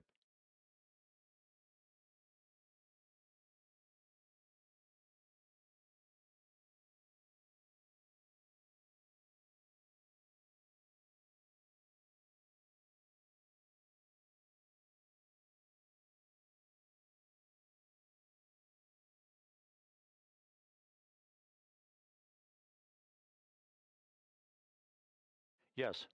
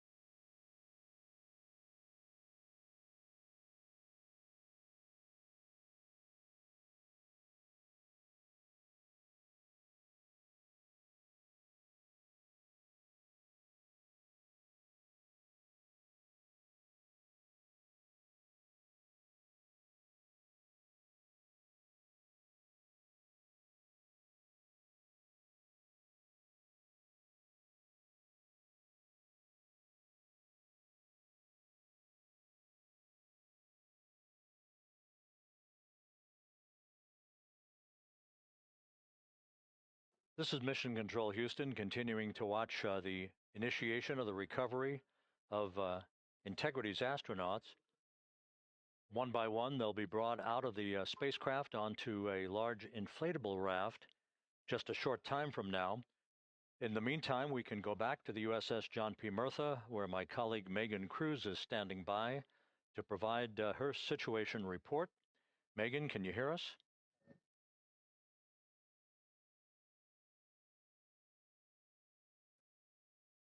Hey, Rob. Yes, I can hear you. Thank you. Yeah, we're back here on the bow of the recovery ship where there are still plenty of people peering out into the water. We are not very far from the action everyone is seeing on their screen now. The Orion spacecraft, Integrity, in the ocean, surrounded by a number of recovery boats.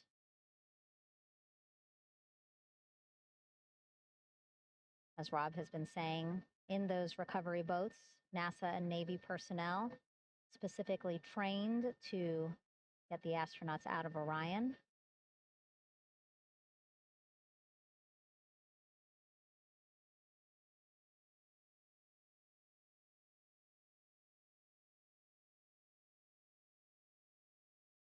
Some of our wide shots, you can probably see that there are 6 boats out in the water. More than 40 people out in the water right now on those boats.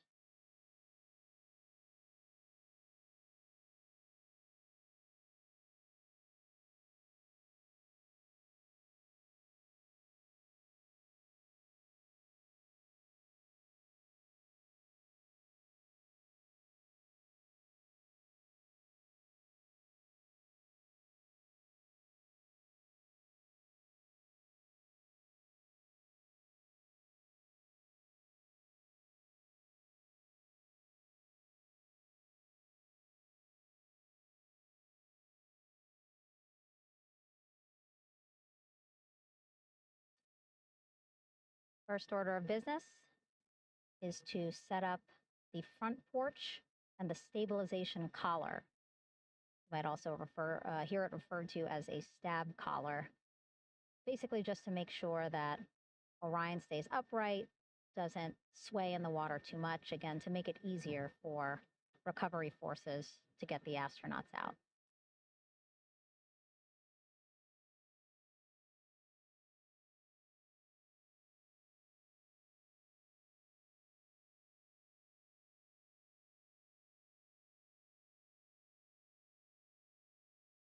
Again, we splashed down in the Pacific Ocean just after 5 p.m. Pacific time here. It's a requirement by NASA to be able to get the crew out of Orion within 2 hours of splashdown. So doing great on time so far. Plenty of time. No rush either.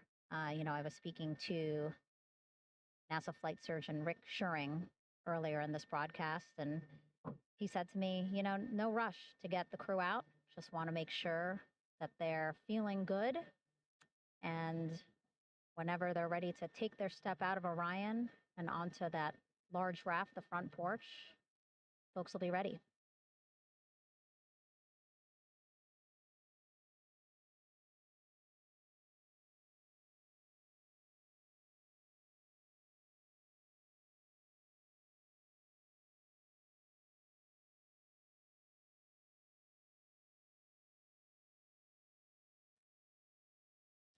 And as there are mission audio loops in mission control in Houston, there is a mission audio loop here on the ship. And it was just reported out that the side hatch is open. Side hatch of integrity is open. You're getting these beautiful shots from our aerial assets. The ship itself, where I'm on, just 3,000 yards away. Again, plenty of people on the boat here, glued to the side closest to where they can see all this action. And again, with just 3,000 yards separating us, great views from the bow here. You can see now that side hatch is open. One of the Navy personnel is about to get inside there.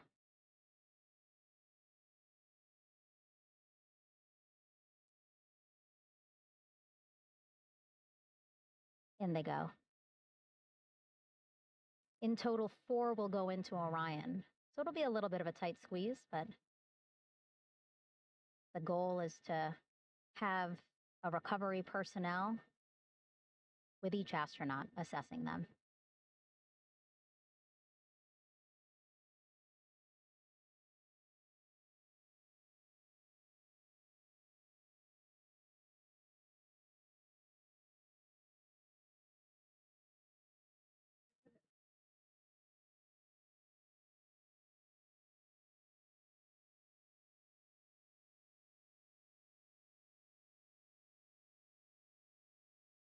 Boats getting closer now.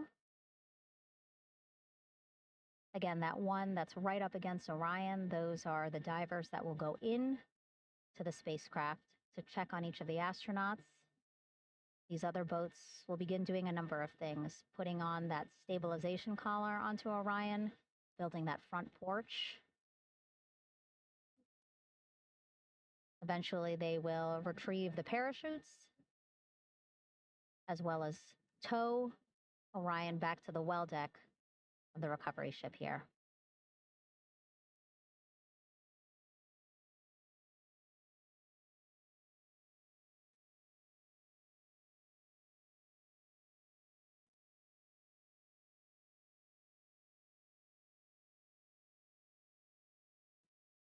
And so as we wait for the Navy and NASA personnel to get their assessment of the crew inside of Orion, why don't we toss it back to Rob for an update? Yeah, thank you, Megan. Here in Mission Control, Flight Director Rick Henfling and the entry team of flight controllers still on duty. The vehicle has been powered down for some time now. There are no hazardous gases emanating from integrity. That, of course, allowed the recovery personnel to approach the vehicle and then open the hatch to begin the initial medical assessment of the crew, as you just indicated. Now we're standing by for the erection of that inflatable raft, the front porch, alongside of the vehicle that will enable the crew to be extracted one by one onto the raft, have a moment or two to get their land legs back before they're hoisted into two hovering Navy helicopters, 2 crew members for each helicopter, for a short flight back to the deck of the USS John P. Murtha.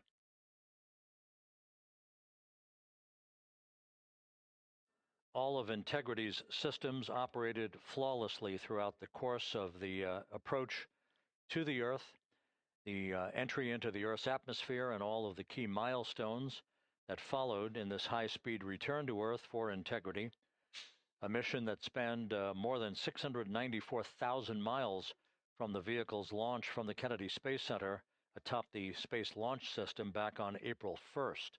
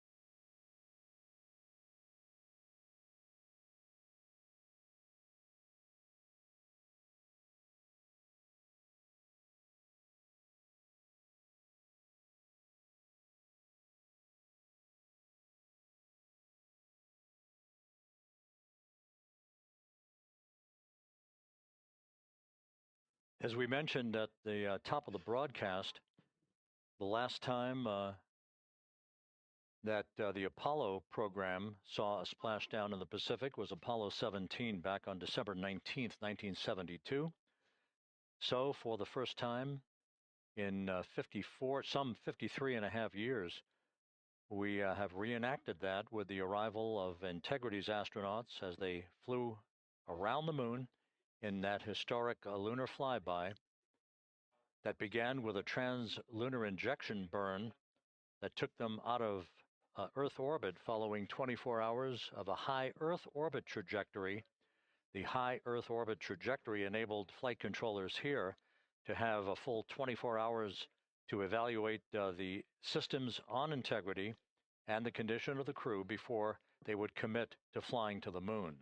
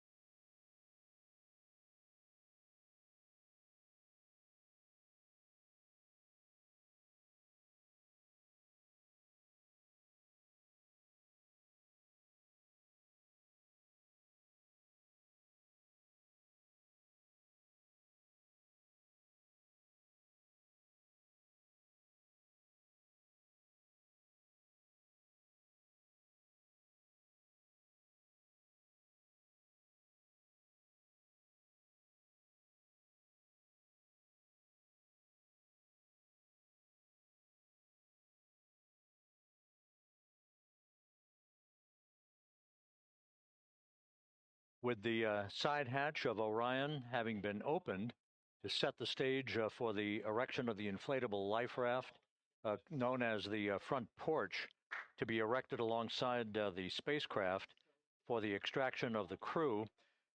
Let's play for you an interview that my colleague Megan Cruz conducted on the USS John P. Murtha with Navy diver First Class David McMahon that explains how this process is unfolding. Okay, Davey, so you and some of your team, one last look over of the stabilization collar, correct? That's right. Okay, so what is this stabilization collar? This is what's going to stabilize the capsule out there in the ocean. We don't know how good the weather or the waves will be that day, so this will help prevent any unnecessary occurrences from happening, stabilizing the capsule and the astronauts inside. So basically, this is a float that will go around Orion. I'm assuming that what they're doing right now, these are the lines that will attach the collar onto Orion. That is correct. And so what are they doing here? So we've got the lower line that will secure the inflation device before we inflate it. That gives us the go-ahead that it's secure in space, and then we'll inflate it. And then once that is done, we'll undo all the carabiners and get this orange line on top tied in the same fashion. And then this will be secured to the capsule, and the astronauts can safely take their first steps out of the capsule onto the front porch. Okay, and how long will it take them to set up the stabilization collar? We should definitely be able to handle this in under 10 minutes. Okay, wow. And then you just mentioned the front porch. So basically, after they set up the stabilization collar, then they set up what's called the front porch here. That's correct. Okay, and what's the front porch? Front porch is basically a bigger waiting room for the astronauts to sit in while we wait for the helicopters to show up and grab them. Okay, so the medical team that was inside with the crew, they're going to help them out and onto the front porch? That is correct. And then what happens here? We have hired trained medical personnel also on board the front porch that will give them lookovers and just make sure they're okay while we wait for the helicopters to show up. Okay. How does it feel? I mean, your team, you, to be part of a mission that's returning astronauts from the moon in more than 50 years? We all feel extremely honored to be a part of this, as well as a bigger mission for the Navy and joining up with NASA to do great things. And do you feel like you and your team are ready? Yes, very ready. Cool. All right. Thank you so much. Thank you.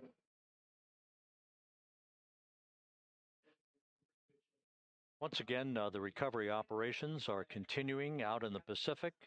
We shortly should see that life raft, the front porch, erected alongside the side hatch of the vehicle.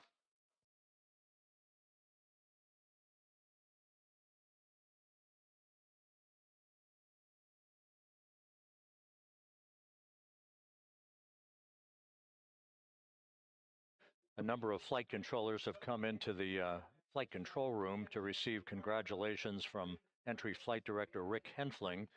But we're going to stick with our operations out in the Pacific as we await the extraction of the 4 crew members who are reported to be in excellent condition.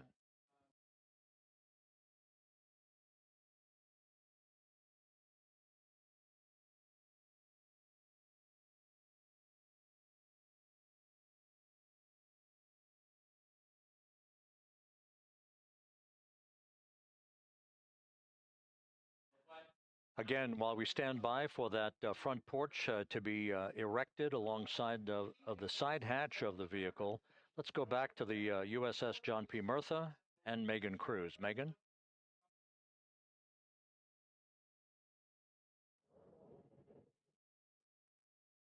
Hey, Rob.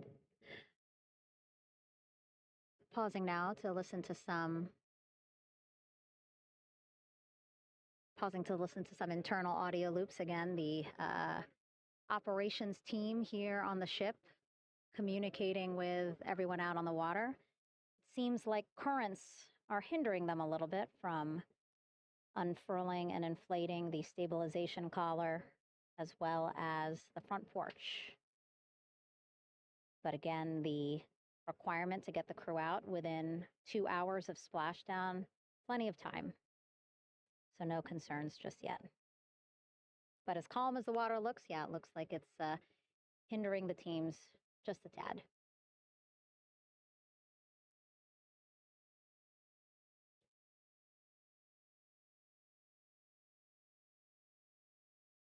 You can see in some of our shots that side hatch still open.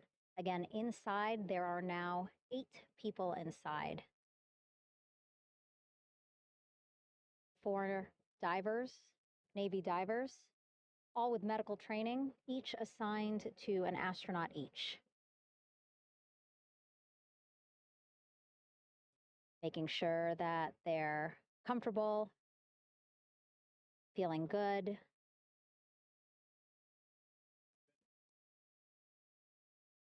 As you've heard us say in the broadcast, they expect a little bit of discomfort. Again, these astronauts just traveled back to Earth at 25,000 miles an hour, a nearly 695,000-mile journey around the moon.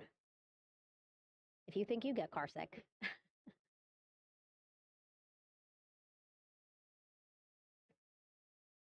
Again, 6 boats out there, lots of gear with them, just in case, right?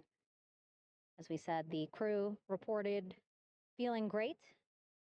But again, all those folks out there in case they weren't, right? NASA is all about making sure we think about every situation that can happen. And so, of course, wanted to be ready in case any of our astronauts needed more medical attention while out there in the water.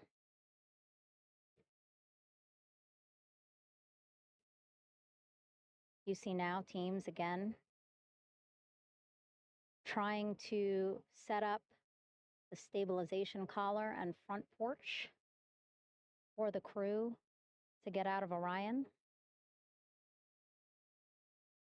They need both, right? The stabilization collar will keep Orion from swaying as you see it is doing now.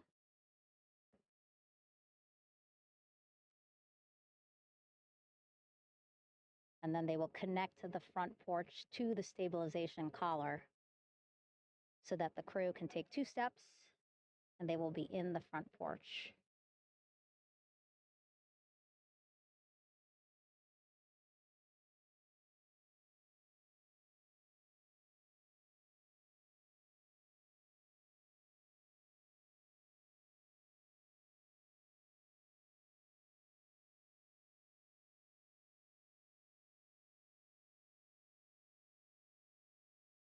I'll chatter on the mission audio loops. That's a good thing. Again, things proceeding pretty nominally, even if they're fighting some currents out there on the Pacific Ocean.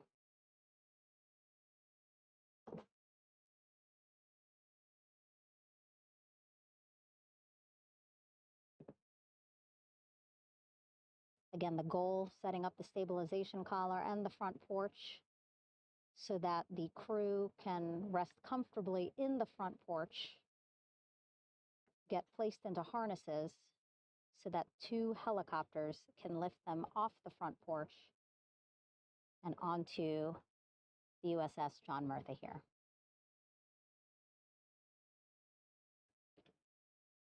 The helicopters are going to take turns picking up an astronaut. So again, Helo 1 and Helo 2.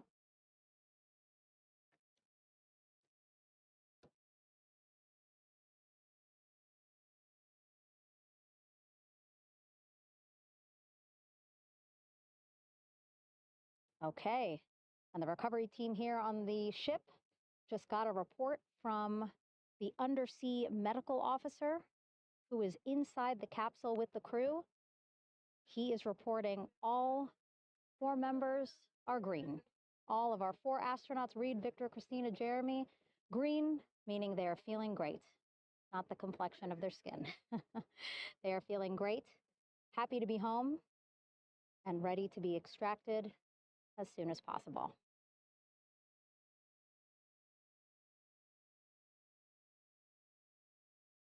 And so, as I was saying, we have 2 helicopters circling the activity you're seeing.